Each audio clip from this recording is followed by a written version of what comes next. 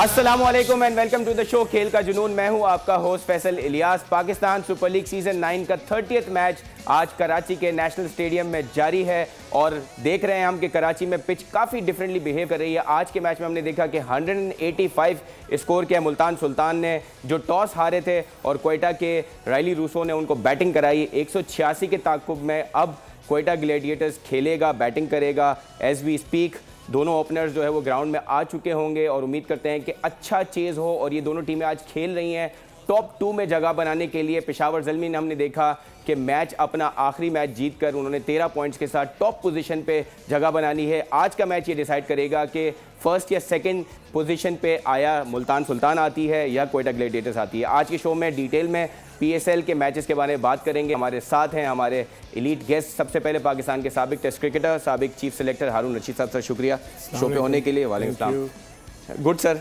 रमज़ान का पहला दिन शलवा, वेरी गुड सर।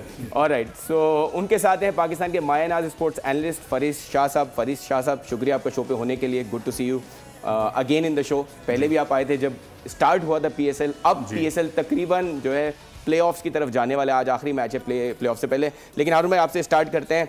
आज के मैच पे पहले बात कर लेते हैं, फिर कराची और लाहौर की जो इस लीग में परफॉर्मेंस है उस पर भी बात करेंगे आज के शो में। और लाहौर के जो CEO हैं आतिफ राना साहब, वो भी हमें ज्वाइन करेंगे शो पे, तो व्यूअर्स को कहेंगे कि हमारे शो के साथ बने रहें। हारून साहब, आज हमने देखा कि क्वेटा की टीम, हम जो डिस्कशन करते रहे, उनको चेस करने में स्ट्रगल होती है, लेकिन ऐसा लगता है कि वो ये मानते हैं कि हम चेस कर जाएंगे। हालांकि आखिरी मैच में हमने देखा कराची के साथ भी बहुत मुश्किल से वो जीते थे, but they trust that they will chess down. क्या लगता है 185 का स्कोर, लगता है कि आपको चेस डाउन हो सकता है? देखिए, एक तो सबसे पहली चीज़ ये होती है कि जब भी आप एज ए थिंक टैंक बैठते हैं तो आप ये वे करते हैं कि क्या होना चाहिए, क्या नहीं, कितना पार स्कोर है। नॉर्मली हम देख रहे हैं कि कराची में जो पार स्कोर अराउंड अबाउट 160-170 के करीब है। सो कोशिश ये होती है, जो सेकंड बैटिंग लेता है वो कोशिश करता है कि उनको 140 या 150 के अंदर अंदर आउट करने की कोशिश करें, जो नॉर्मली अच्छी पिचेस के ऊपर होता नहीं है। फिर एक तो माइंडसेट ये भी बना हुआ होता है कि यार हम चेज़ में अच्छा करते हैं, उनको रिस्ट्रिक्ट कर लेंगे तो हमें आस्किंग रेट का पता लग जाएगा और उसके मुताबिक हम अकॉर्डिंगली खेलेंगे।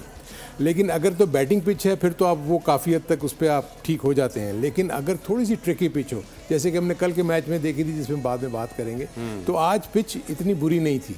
तो मेरे अपने नज़दीक अगर आप देखेंगे तो 15 ओवर तक ऐसे लग रहा था कि राउंड अबाउट 7 और 7.5 के इर्द गिर्द रन्स जो हैं वो बन रहे थे। लेकिन अभी जो विकेट्स इन हैंड हो और आपके पास एक्सप्लोसिव बैट्समैन अगर आपके पास मौजूद हो लाइक चार्ल्स एंड इफ्तिखार, तो एक्सपेक्ट कर सकते हैं कि लास्ट 5 ओवर्स में जो है आप 50-60 रन ऐड कर देते हैं और वो आप पार स्कोर से आगे निकल जाते हैं, जो कि निकली है। 185 के करीब जो है वो चेस करना है। It's not going to be an easy chase. मेरे अपने नज़दीक वो बहुत ज़्यादा डिपेंड करेगा रायल रूसो के ऊपर, जो कि बिल्कुल फेल है इस पूरे टूर्नामेंट में। अभी तक वो नहीं खेले, कोई नहीं खेले। जेसन रॉय से भी due for run and Jason Roy, ये दो का बहुत इंपॉर्टेंट रोल होगा आज, अगर तो ये चीज़ को सक्सेसफुल बनाना है। बिल्कुल सही है फरीस। हमने देखा है कि क्वेटा की टीम जो है वो शुरू में, जब सीजन शुरू हुआ तो मैचेस जीत रहे थे, वो 9 पॉइंट्स के साथ टॉप पे रहे। उसके बाद 8 दिन उनको गैप मिला और फिर उन्होंने जो मैचेस खेले वो हारे। लेकिन इवेंचुअली कराची की बुरी परफॉर्मेंस की वजह से उनको दोबारा मौका मिला और now they are fighting today for the top position. आपको लगता है कि क्योंकि लीग उस वक्त ज़्यादा एक्साइटिंग हो जाती है जब आपके टॉप 4 की जो टीमें हो ना वो वाकई विनर टीम्स हो, आपको लगता है कि क्वेटा में ये 2 प्लेयर्स, जैसे सर ने कहा कि अगर जेसन रॉय और रायली रूसो परफॉर्म करना शुरू हो जाए तो Quetta will look a team जिनको हराना मुश्किल हो जाएगा। और as we speak Jason Roy out भी हो गए हैं, सो बड़ा मुश्किल है उनके लिए चेस डाउन करना अगर ये 2 प्लेयर्स नहीं चलते। बट डू यू थिंक कि Quetta right now is the team जो टॉप 4 में ट्रबल करेगी बाकी टीम्स को? देखिए, क्वेटा जो है, पहली चीज़ ये कि शायद इस वक्त सबसे स्ट्रॉन्ग बॉलिंग लाइनअप उनका है और वो स्ट्रैटेजी भी उनकी ये होती है कि वो 5 बॉलर्स लेके जाते हैं हर मैच में। उनका बैटिंग लाइनअप थोड़ा छोटा होता है और उनका समझे उनकी स्ट्रैटेजी है कि हम टीम को रिस्ट्रिक्ट कर पाएंगे तो रन हम थोड़े कम भी बनाएं। That's how they think. उनको लगता है कि वो मैच जीत सकते हैं। अब जाहिर बात है, जहां उनकी बैटिंग परफॉर्म जिस तरह आज हमने देखा, अब बॉलिंग नहीं चल पाई उस तरह, 180 का टारगेट मिल गया है, तो इनकी बैटिंग लाइनअप के लिए थोड़ा मुश्किल है। उसकी वजह यही आप देखें, अगर आप इनके टॉप स्कोरर्स देखें तो सऊद शकील टॉप पे हैं, फिर जेसन रॉय हैं और फिर ख्वाजा नाफे हैं, चौथे नंबर पे अकील हुसैन है। तो बाकी 3 जो इनके बैट्समैन हैं जिनको भी खिलाया है वो कुछ ज़्यादा इम्पैक्ट कर नहीं पाए हैं। Good point. तो सरफराज पर बिल्कुल नहीं कर पा रहे थे, वो उन्होंने हटा के अब लॉरी एवंस को लाए, उन्होंने ज़्यादा कुछ नहीं किया है। तो बाकी जो इनके टॉप 6 में है वहाँ से कॉन्ट्रीब्यूशन थोड़े से कम आ रहे हैं। बिल्कुल सही। हारून भाई, अगर मुल्तान सुल्तान की बात करें, आज उन्होंने चार्ल्स वैसे भी पिछले मैच भी खेले थे, लेकिन अब उनके लिए देखें टॉप पे उस्मान खान और रिजवान तो परफॉर्म कर ही रहे थे, अब उनके लिए मिडिल ऑर्डर भी अच्छा परफॉर्म करना शुरू हो गया है। Good science for Multan, right? ये तो बहुत बड़ा प्लस पॉइंट है। आई थिंक अगर आप ओवरऑल देखें तो Multan it's looking like a champion team. Yes, क्योंकि मेरे अपने नज़दीक एक तो रिजवान बहुत अच्छी तरह लीड कर रहे हैं अपनी टीम को, उनके बॉलिंग की रिसोर्सेज भी बहुत अच्छी हैं, and plus as a package मैं देखता हूँ कि उनकी तमाम के तमाम डिपार्टमेंट जो है बहुत अच्छे हैं। तो मेरे अपने नज़दीक मुल्तान सुल्तान बावजूद उसके ऐसे लगता है कि शुरू में वो स्लो जा रहे हैं, लेकिन जो अल्टीमेटली उनके पास जो उनका टारगेट होता है वहाँ वो पहुँच जाते हैं। देखिए आज उस्मान नहीं हुआ, और जो अच्छी चीज़ ये होती है कि अगर हमेशा से टॉप 6 में से 2 या 3 ही कंट्रीब्यूट करेंगे तो आप यहाँ तक पहुँचेंगे। तो ज़रूरी नहीं है कि 6 के 6 परफॉर्म करेंगे। आज उस्मान खान आउट होते हैं, चार्ल्स उनकी जगह ले लेते हैं। So this is how team जो है वो काम करती है अपने उसके ऊपर, कि किसी एक के ऊपर डिपेंड नहीं करते, और वो टीम हमेशा कामयाब होती है जो किसी एक इंडिविजुअल पर डिपेंड नहीं करती। जैसे कि हम देखते हैं मुल्तान सुल्तान, रिजवान फेल होते हैं, उस्मान खान रन्स कर देते हैं, उस्मान फेल होते हैं, चार्ल्स रन्स कर देते हैं, और इफ्तिखार तो एक ऐसे बैट्समैन हैं या बैटर हैं जो कि उनको चाहिए सिर्फ चंद डिलीवरीज। 8 बॉलों में आज 20 कर दिया। This is where I think जो मुल्तान को बहुत एज जाता है। और जब हारून साहब ने मुल्तान को डिस्क्राइब किया तो मैं ये भी बताता चलूं कि इस मैच के लिए जो अभी चल रहा है उसके लिए तीनों लोगों ने, जो शो में हम रेगुलर हैं, फवाद मुस्तफ़ा और हारून साहब और मैंने, हम तीनों ने जो है वो मुल्तान सुल्तान को ही पिक किया हुआ है, बिकॉज हम बहुत डिफेंसिव खेल रहे हैं, हम रेपुटेशन के साथ जा रहे हैं और हम समझ रहे हैं कि मुल्तान की स्ट्रॉन्ग टीम है। सो यस, हम तीनों ने वही मुल्तान सुल्तान को सिलेक्ट किया हुआ है। और हम क्वेश्चन ऑफ द डे पूछ लेते हैं अपने व्यूअर्स के लिए, ताकि जो सोशल मीडिया के हमारे फैंस हैं वो हमारे सोशल मीडिया हैंडल्स पे इस क्वेश्चन का आंसर कर सकें और एक्साइटिंग प्राइजेस जीत सकें। आज का क्वेश्चन ऑफ द डे है, PSL सीजन 9 में किस विकेट कीपर ने सबसे ज़्यादा स्टंप्स किए हैं? 4 ऑप्शन है, 4 विकेट कीपर्स हैं। Number 1 Mohammad Haris, number 2 Sarfaraz Ahmed who is not playing now, number 3 Usman Khan, number 4 Azam Khan. So give the answer to this question and get the chance to win exciting prizes. Fariz भाई, आपसे जानना चाहूँगा कि कप्तानी की अगर बात की जाए, आपके जो T20 के कप्तान हैं शाहीन शाह अफरीदी, रिसेंटली उन्होंने न्यूजीलैंड सीरीज़ में भी वो हारे, 2 सीज़न लाहौर को टाइटल जिताने के बाद ये सीज़न बहुत बुरा गया है। आपके जो टेस्ट के कप्तान हैं शान मसूद, उनकी कप्तानी, उनकी performance is a big question. So कैसे देखते हैं, मतलब बिकॉज हम PSL की परफॉर्मेंस को रिलेट करने की कोशिश करते हैं कि आपके आपकी नेशनल टीम को क्या फ़ायदा होगा। How do you see both of these captains failing so badly, not just as a captain but as a players as well? देखिए, आई थिंक थोड़ा सा हमें कॉन्टेक्स्ट देखना पड़ेगा। जहाँ तक शान मसूद की बात है, आई थिंक अगर आप उनकी स्क्वाड देखते टूर्नामेंट से पहले तो सबका ख्याल था कि उनका टॉप 4 में आना काफ़ी मुश्किल है। स्क्वाड ही उनका ऐसा था। और उनकी अगर आप कैप्टनसी देखें तो आप कह सकते हैं कि कैप्टनसी उनकी ऑन फील्ड तो थोड़ी अच्छी लगी, लेकिन स्क्वाड कमजोर था, उनकी अपनी फॉर्म बिल्कुल ही समझे वो T20 का लायक नहीं थी। तो आई थिंक उनके बहुत फैक्टर्स, जहाँ तक शाहीन अफरीदी का ताल्लुक है, आई थिंक वहाँ पर हमें कुछ चीज़ें लगा है कि कुछ ज़्यादा ही उन्होंने चॉपिंग एंड चेंजिंग की बहुत ज़्यादा कोशिश की। एक स्टेबिलिटी जो होती है थोड़ी सी टॉप ऑफ द ऑर्डर वगैरह में, वो बिल्कुल ओवर कॉन्फिडेंस तो मैं नहीं कह सकता कि अंदर का हाल तो वही जानते हैं, लेकिन सिचुएशन ये भी आपने देखनी पड़ेगी कि उनके लास्ट ईयर के जो मेन बॉलर, बहुत बात हो गई, राशिद खान वो नहीं थे, चले उनको सबको मालूम है, लेकिन डेविड वीसा, सिर्फ आप दोनों को बता दूं, रायली रूसो क्रीज पे हैं, सऊद शकील क्रीज पे हैं, दोनों लेफ्ट हैंडर्स खेल रहे हैं और उम्मीद करते हैं कि ये match Rilee Rossouw at least form में आ जाएं, बिकॉज सऊद शकील ने तो परफॉर्मेंसेस की हैं।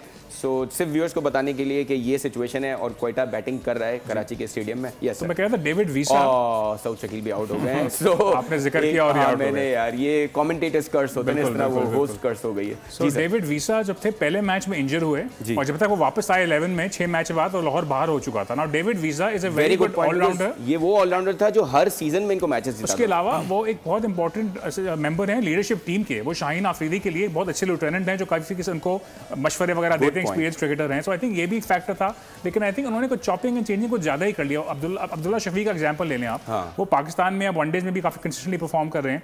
वो उनके काफी अच्छे परफॉर्मर थे लास्ट टाइम। इस दफा वो एक आध मैच में फेल हुए, उन्होंने उनको बिठा दिया और उन्होंने पिछले 2 मैचेस में हमको परफॉर्मेंस आखिरी में दिखाई है, क्लियरली उनमें टैलेंट था। तो आई थिंक उनको बैक ना करना एक एग्जांपल है। शाहीन, अच्छा, और ये बड़ा अजीब सा था हारून भाई कि आप एक तरफ फखर जमान को बैक कर रहे हैं, आप खुद कह रहे हैं कि वो नहीं परफॉर्म कर रहा है, but he is someone who is win us matches, so हम उसको बैक करेंगे। दूसरी तरफ अब्दुल्ला शफीक हैं जो उनकी जीत का काफ़ी इंपॉर्टेंट फैक्टर है सीजन 8 में, लेकिन उनको उन्होंने बैक नहीं किया। सो आप दोनों बता सकते हैं कि क्या ये सिचुएशन हो सकती है? देखिए, जहाँ तक फ़खर जमान का ऑब्वियसली थोड़ा ट्रैक रिकॉर्ड ज़्यादा है, वो हाईएस्ट स्कोरर थे पिछले PSL के, तो आई थिंक उनका भी मेरे हिसाब से बनता है। But I think other thing यहाँ पे ये भी थी कि अब कुछ ज़्यादा ही चेंजेस कर रहे थे। वो अगर शाहीन जैसे अपने आपको प्रमोट किया एक दफ़ा वो केम ऑफ, लेकिन उनके पीछे डेविड वीसा और हसन रजा जैसे, सिकंदर रजा जैसे लोग मौजूद थे। बिल्कुल, तो उनके आगे हर दफ़ा अपने आप को प्रमोट करना। 50 किए ना सर, सबको खामोश कराया तो किए, बट आप ये भी देखिए नहीं किए तो हारून भाई। लेकिन हमने देखा कि लाहौर के जो टीम है वो कुछ प्रूव करना चाह रही थी, मतलब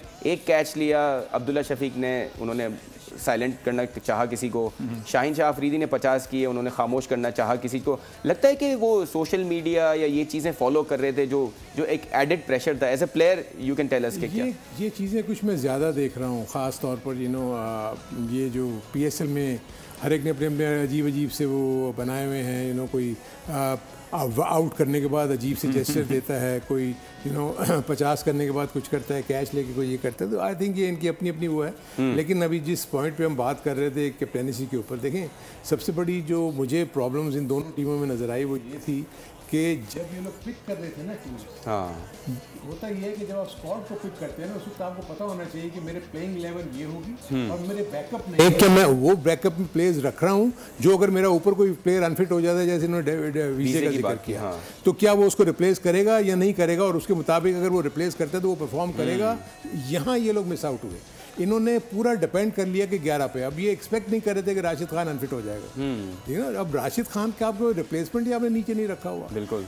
अगर आप समझते हैं कि आपके डेवलपमेंट प्रोग्राम से, लाहौर के पॉइंट ऑफ व्यू से मैं बात कर रहा हूँ कि डेवलपमेंट प्रोग्राम से अगर कोई इतना अच्छा आ रहा है तो वो तो कंपेटिटिव मोड से आ ही नहीं रहा ना। आपने तो उसको ट्रेन कराया, आपने उसमें वहाँ कुछ मैचेस खिला दिए होंगे, लेकिन क्या वो स्टैंडर्ड या क्या वो जो वहाँ क्वालिटी ऑफ क्रिकेट थी क्या उतनी ही थी जो कि आप जब PSL में आएंगे तो वो लड़के परफॉर्म कर सकेंगे या नहीं कर सकेंगे। So this is very important कि खास तौर पर जो थिंक टैंक है, लाहौर का थिंक टैंक मुझे थोड़ा सा वेवर्ड लगा in terms of taking decisions. Batting order में अननेसेसरी अप एंड डाउन होना। फिर एज ए टीम में देखता हूँ कि जब आप बैठ के मीटिंग में डिसाइड कर रहे हो तो आपको 3 से 4 प्लेयर को आप ये मार्क करते हैं कि बैटिंग में ये 3-4 में से ये 2 लड़के हमें कंट्रीब्यूट करके देंगे, बॉलिंग में से ये 3 में से 1 या 2 हमें जो ना स्ट्राइक करके देंगे। बदकिस्मती से लाहौर के ये दोनों चीज़ें फेल हुई। फ़खर जमान फेल हुए, Shaheen Afridi and for that matter वो जो रऊफ अनफिट हो गए, तो उसके बाद तो इनकी बॉलिंग यूनिट जो है वो रही नहीं जो कि एक ज़माने में लास्ट में हारिस रऊफ के ऊपर उसका भी इनको एक बहुत बड़ा लॉस। जमान खान भी इतना अच्छा परफॉर्म नहीं कर पाए। मेरे अपने नज़दीक जब एज ए यूनिट जब आप जाते हैं, जो भी टीम हो, चाहे नेशनल टीम हो या आपकी ये फ्रेंचाइज की टीम, बिल्कुल। सो जो जिसके ऊपर डिपेंड कर रहे होते हैं, अगर वो डिलीवर ना करें तो फिर आप फिर ये कप्तानी और ये सारी चीज़ें स्क्रूटनी में आ जाती है। बिल्कुल सही। मेरे अपने यही लड़के अगर उनको परफॉर्म कर देते, अब हम इस वक्त रिजवान की बात कर रहे हैं, लेकिन रिजवान क्यों सक्सेसफुल है? कि उसके चार्जेस उसको वो कंट्रीब्यूट करके दे रहे हैं तो वो सक्सेसफुल है ना। बिल्कुल बिल्कुल। सो जब आपके चार्जेस वो रन करके ही नहीं देंगे या आप विकेट्स लेके ही नहीं देंगे, कैचेस करके नहीं देंगे, सो कैन यू एक्सपेक्ट। मैं एक चीज़ ऐड करूंगा इसमें हारून भाई की बात पे कि देखें जो टीम होती है ना, बिल्कुल सही कहा उन्होंने, वो ड्राफ्ट में बनती है और वो एक ड्राफ्ट में नहीं बनती, वो मुसलसल ड्राफ्ट में बनती है। तो इसलिए मैं इस वक्त लाहौर का ज़्यादा क्रिटिकल हूँ। कराची ने काफ़ी चेंजेस किए हैं, नया उनका स्ट्रक्चर आ रहा है, तो शायद एक आध साल में उनकी टीम शेप बहुत ज़्यादा चेंजेस नहीं किए। बिसाइड उनके पास काफ़ी इंग्रेडिएंट मौजूद थे, तो आई थिंक जो उन्होंने काम करना था ना अपना बैकअप वगैरह बिल्ड करने के लिए, वो नहीं कर पाए, वो मेरा ख्याल। बिल्कुल सही है। क्योंकि सब्सक्राइब करें और बेल दबाएं ताकि कोई खबर रह न जाए।